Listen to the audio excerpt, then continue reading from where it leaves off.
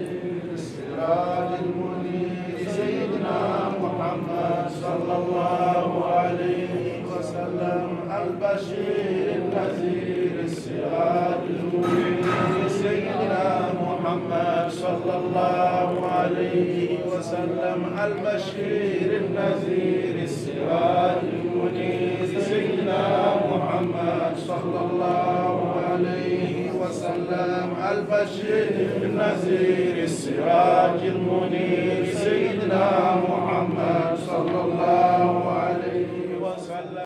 أعوذ بالله من الشيطان الرجيم. بسم الله الرحمن الرحيم. الحمد لله رب العالمين، والصلاة والسلام على أشرف الأنبياء والمرسلين سيدنا محمد وآله وصحبه ومن تبعهم بإحسان إلى يوم الدين. اللهم علمنا ما ينفعنا وانفعنا بما علمتنا وزدنا علما. سبحانك لا علم لنا إلا ما علمتنا إنك أنت العليم الحكيم. وعلمك ما لم تكن تعلم، وكان فضل الله عليك عظيما، وعنده مفاتح الغيب لا يعلمها إلا هو، ويعلم ما في البر والبحر، وما تسقط من ورقة إلا يعلمها، ولا حبة في ظلمات الأرض ولا رطب ولا يابس إلا في كتاب مبين. إلهي فوضت الأمور جميعها إليك فدبرها بما شئت واللفي، وسلمني اللهم يا رب واحمني وخذ بيدي وامن وجد وتعطفي. ثم أما بعد، قال العارف بالله تعالى السلطان الناصر لدين الله والآسر الكاسر لأعداء الله سيد أبو حفص عمر بن سعيد الفوتي رضي الله تعالى عنه ونفعنا به في الدارين آمين. إن الهدى في الذكر والسنة قط، وما اهتدى المعرض عن هذين قط. ما دون الأئمة الأعلام تفسير هذين به يرام، ومنهما تحقيق ذا يرام، ومن خلا عن واحد يلام. وجامع الكل هو الإمام في أي عصر كان، والسلام سيد تال. أم بدأ الإسلام أنكلن كوفي كان سيني الله سبحانه وتعالى تقبر كماي أني أنسلن كوفي أن كنت كانوا على كرام محمد صلى الله عليه وآله وسلم أو بلجلين بسم الله. صحيح البخاري درسولا كبوا يانو كلابانكورا مسجد قباء أنفك أن أنش خربا أن كرامك كانوا يشرنا أبو القاسم كان سري حفظه الله تعالى. أمبك صحيح البخاري كلا أن يسيقه دمدوك. أمبك حديث لا التجريد الصريح لأحاديث الجامع الصحيح للإمام الزبيدي. أمبك حديث ولون فلانا de la alibi noye Abdullah ibn Abbasin ka hadisai. Abdullah ibn Abbasin koko Abi Sufyana de ya fo aleye page konontona na ambe yeno de page konontona ni page tana hadisai ka jankosobe. Hadisai me boli munde ka Abu Sufyana wakati dola ale de kunye kafiri uka kuntigiye jani aka don islameyala aye baro do de bo Abdullah ibn Abbas ni ka ale to kafiri yala fen jumende bolila ale ni kafiri uni nyogonche noye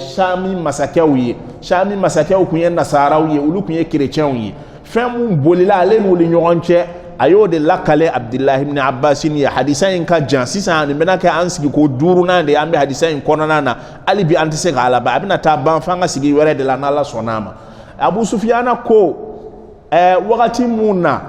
ni ale ni ala kira kun fora ka ben ko kele ka bla uni nyogonche santan ate ala kira kele ala kira ta kele o santan konona na abena hijra sanworo na ma sulhul hudaybiya kera kafiri un islamé un ñogonche. Abu Sufyana bora maka ana tonyogo arabu utara Shami jamana kan ku beta jako ke yeno ka leto jako ke yorola ala kira ka bataki nana kana di Shamu jamana nyemogo ma noye Hirakluye noye Europe munu kelendo ka Shamu mara o klela ka leto Baitul Maqdisi doron ala kira ka bataki nana di Hirakluma. Hirakulu ko ni bataki ye John tay ko chemu mbolendo arabu chela nabe ka kira ya wele ayerela ko de o ka bataki de do. Hirakulu ye nyi ngali ke arabu be jamana in konna ya nowa ko chedo na no fe mo be yenfe utarulu cheka nanuye ala kira fi unane utarulu cheka nanuye Hirakulu fe unane Hirakulu fe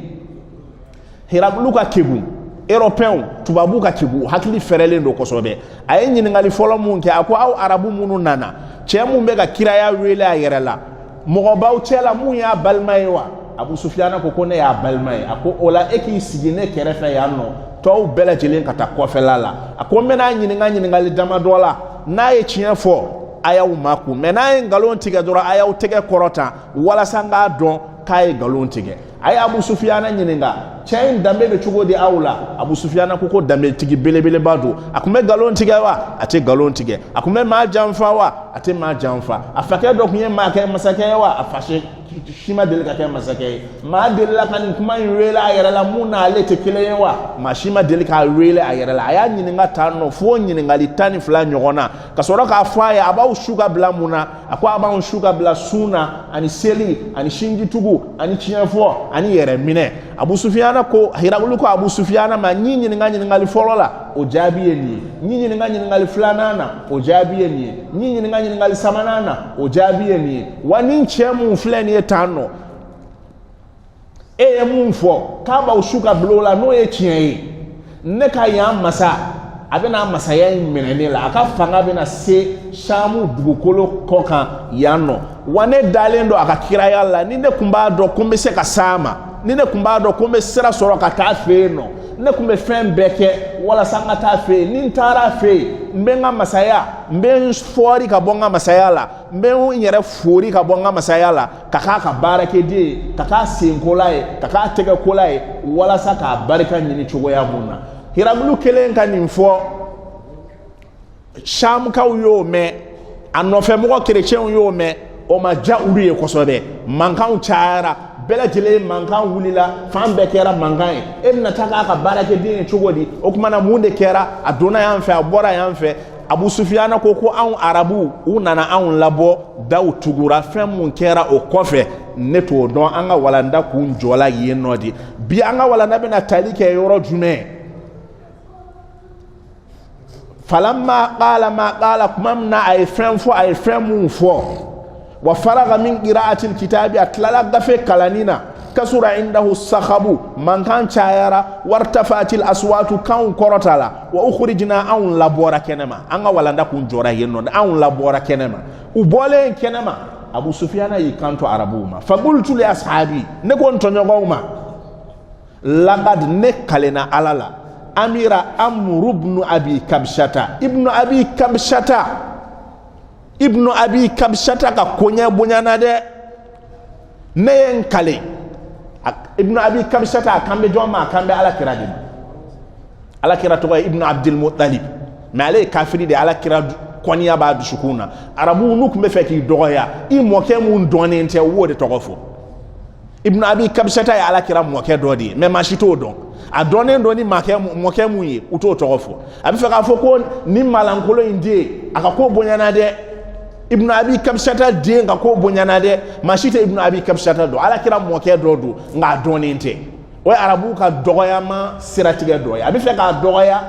a t'a danbe ka taa mɔkɛ la mɔkɛ mun dɔnnen don a b'a danbe ka taa mɔkɛ de la mɔkɛ mun dɔnnen tɛ faqultu li ashabi ne ko n tɔɲɔgɔnw ma laqad ne kalena lamu muwaddiyatul lil qasami wallahi ne kalena laqad amira ikado abonyana kosobe Amru ibnu Abi Kabshata no ye alakirai ibnu Abi Kabshata mode aka konya bonyana de innahu ikado alakira mun fleni yakhafuhu maliku banil asfar européen ka masake de be ka siranye aka fanga be na sene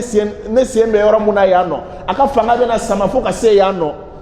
innahu ikado alakira yakhafuhu maliku banil asfar man nere mugumaw abifo tubabu de ngako man nere mugumaw u clair be tie nodi man nere mugumaw kan masake o be sira alakira nye Abu Sufyana kwa ayire dushukuna fama ziltu nema fara kabino odo mugina ne danganiyara annahu kafo alakira sayazharu ala binadimi kabino odo ne ya don alakira ka konyen ala binadimi nema fara o danganiya bene dushukuna abina fo kabino do ne sona alala nya do aka konye abina laban bonye de la hatta adkhala Allahu al-islam alayya fo ala nana islamaya do ne dushukuna kuma jora yeno bi hadisai amena hadisa damado de kala isaw don ne do nyogon kono Abu Sufyana ka baro bana yano an labora kenema mankan chayale ne en kanton tonyogoma ngo alakira ka konya bonyana de européen ga masake de jatigelendo Europe na ka fanga be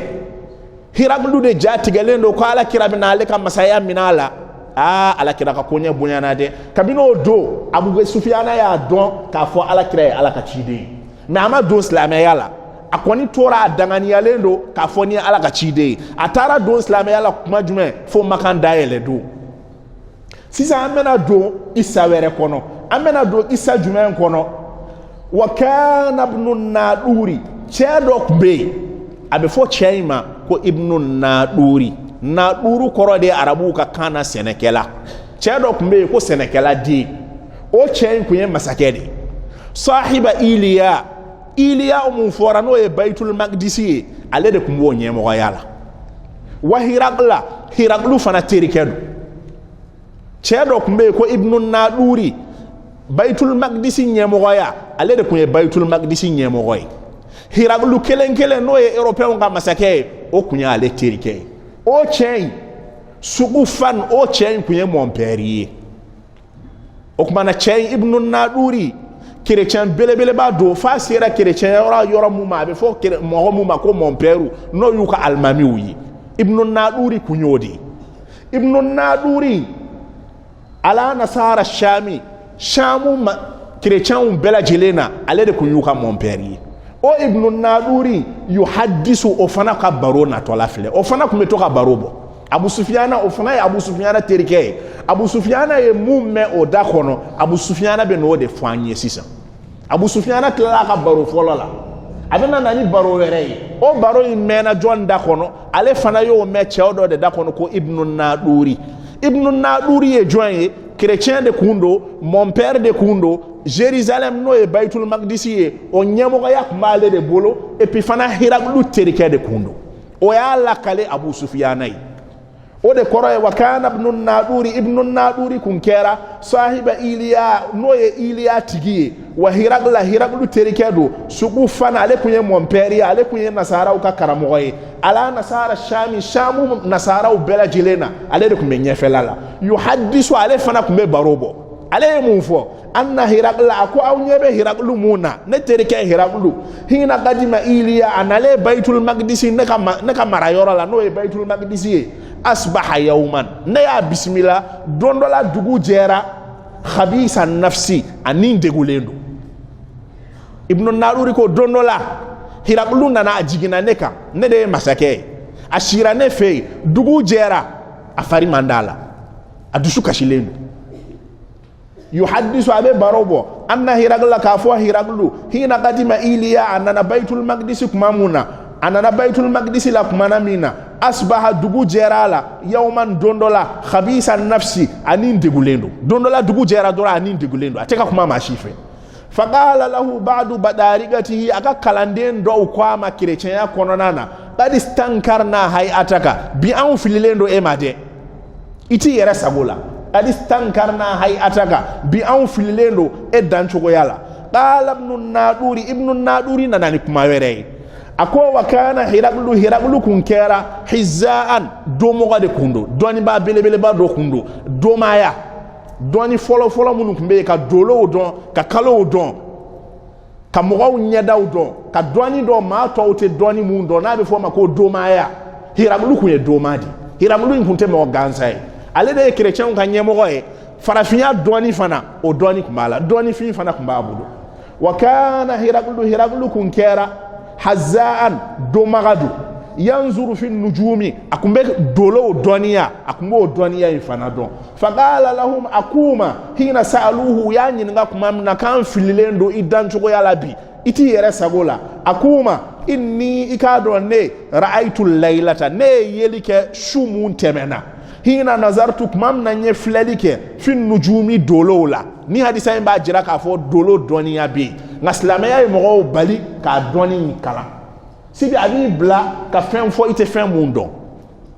ala kira ko sallallahu alaihi wasallam kazaba al munajjimuna wala sadaqu dolo donaw ube tiya fo nga allu ye tiya de fo uye galontige sibi doni mundo amandi alay kazaba al munajjimuna dolo donaw ye galontige wala sadaqu almu ye tiya fo uye galontige buguri fana be te no de doni mu man fe yanno ko buguri no ye ramlu goshilawi ramlu be haqiqa be ala kira yo fo abe so yi muslimu kono kana nabiyyun min al anbiya'i yakhuddu ramla ala kira ko te no do nabi nyuma do de ka doni do faman wafaqa khadduhu khaddahu fazaka ni mamun ka cicogo no nabi nyuma in ka cicogo bena o tigi tigi ramlu doni be meslame ya balili ke ka boni doni nunu bela jilema sebi abi shude ki bla ibi sigi mogobe ni fe ibu kungo fuwe ni kungo fuwe mashite barake bli ebena ni soro ni mena soro ni mena keta ni mena donta ni mena abena ni kode islamaya ko abena ni dine abena ni kode ko munu chemai ola dolo doni balileno islamaya konona na ramli dali doni fana balileno islamaya konona et puis fana danga tugulembe adala bela jilenko ala kirama jenkala mawo ma ba ci ala te baraka do ila barakatala iba ci yere o efen me ka fo iba ci mo wi ay o mai ni aki ka bara e barakati do ka barala atigila mo te kefen dolo flela atigi te kefen mamu be buguri goshi atigi te kefen barakata ka barala abara dangalin inni ra'aytu akone yelike al-laylata bishuina hina nazartu mam nanye flalike fi nujumi dolowla nyaaye ka fo anna malikal khitani ka fo mamunu be nulu be kulushi jalamine jan islamaya kana mawkunye maye mamunu farale do ka bonyogona do fe bolokoli be do fe bolokolite arabu fe ni dem bangena abolobeko seljibe do ala chemana musomambe me mogowere ukumbe uluto bara yake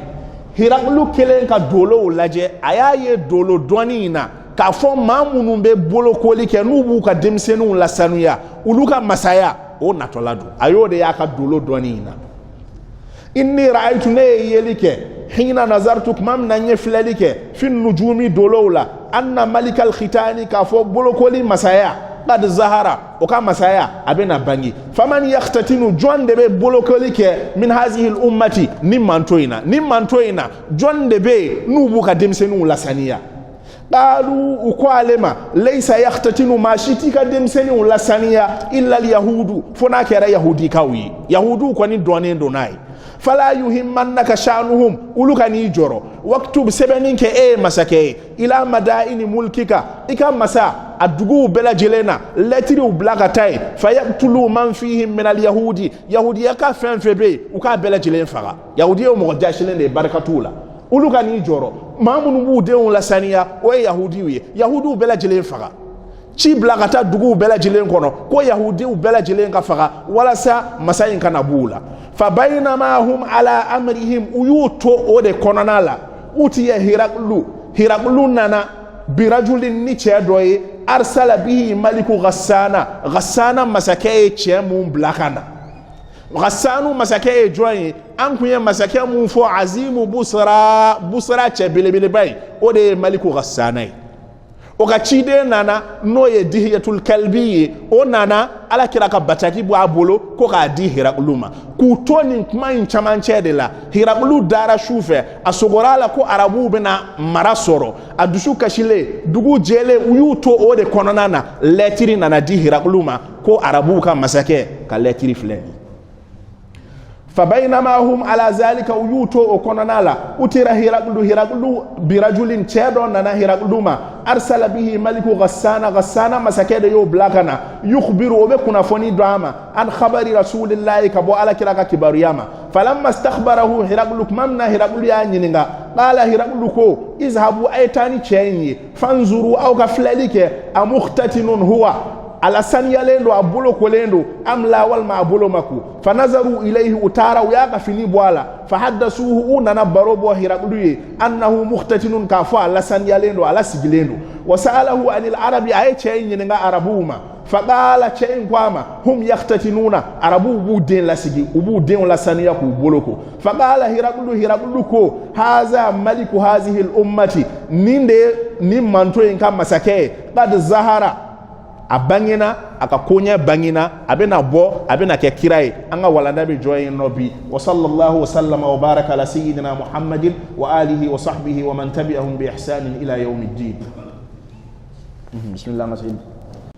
Bismillah Abu Sufyan ko fa qultu li ashabi ne kon tonyogoma laqad nekalena alala amira amru ibnu abi kabshata ka konye abunyana kosobe amira korode abunyana azuma aka konye bunyana innahu ikado ala kira yakhafuhu maliku banil asfar no ye rome ye no ye tubabuye uluka masakede be siranye fama ziltu nema faraka binu odo mugina ne dangani yalendo nyere kono annahu kafo ala kira sayazharu ala binademe hatta adkhala Allahu alayhi al-islam fo ala na islam ya do ne dushukuna kuma bana yeno kisawere bena damni wa kana ibn an-naduri chedo kumbe ko ibn an-naduri abe kala bi ta'i wa bi za'i ibn an-nazuri au ibn an-naduri riwayatani aflabe kakene wa kana ibn an-nazuri kun kera naduru bamanankande senekala de naduru sahibu iliya alede kunye iliya famai wa hiraqlu terike fanado suqufan mon père fana kundo chrétien on kanyemo do kundo chrétien mori do kundo ala nasara shami alede kumbe shami nasara ubela jilen kuna yuhaddisu o fana kumbe barobo o ya nyefo Abu Sufyan ay anna hiraqla kafo hiraqlu hina qadima iliya mamna na baitul maqdis no iliya no ibn naduri ka fangaya yoroy asbaha dondola dugu jerala yawman donkelena khabisa nafsi anin degulendo faqala lahu ba'du badarikatihi aka kalanden do kwama aka chrétien ya dombaga do kwama badistankarna hayataka an fillendo e danchugo ya mabide qala ibn naduri ko wa kana hiraqlu kun kera hazzaan domadu yanzuru abe flalike fi nujumi dolola faqala lahum akuma hina saluhu yani ngakumamna inni ra'aytu al-laylata kone ya yebishuina hina nazartu nekelen ko gafladike fi nujumi dolola anna malikal khitani kafo mamu mbu deun la siginowe ku deun boloko kakurushi jala duma uluma nunu nyaye kafuka masake